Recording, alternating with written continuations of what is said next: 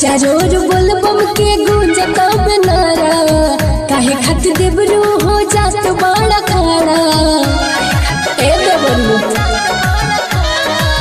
चारोर बोलबम के गूंजता बनारा, काहे खातिर देवरू हो जात बड़ा खाड़ा। पौआ में पड़ गईल छाला रे, भौजी चलल न जाला रे। पौआ में पड़ गईल छाला रे, भौजी चलल न जाला रे।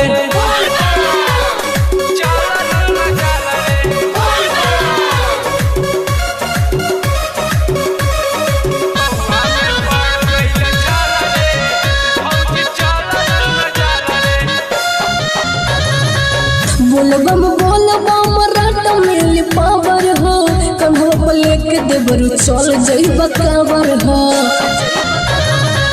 बोलबम बोलबम रात मिल पावर हो, कन्हो पर लेके देवरू चल जइब कावर हो।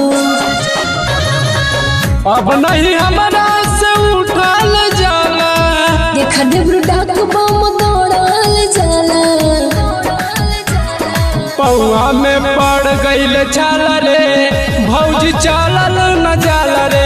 पौआ में पड़ गईल छाला रे, भौजी चलल न जाला रे।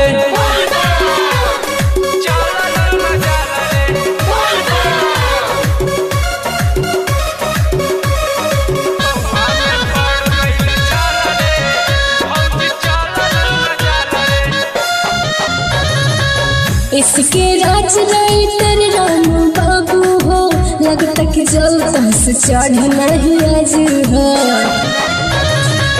इसके राज राइटर राम बाबू हो, लगता कि जल से चढ़ नहीं आज हो गई लाल भौजी गोड़वा के चाम हो। भोले की महिमा देवरू हमें महान हो। पौआ में पड़ गईल छाला रे, भौजी चलल न जाला रे। पौआ में पड़ गईल छाला रे, भौजी चलल न जाला रे। Shivangi recording studio Rajgir.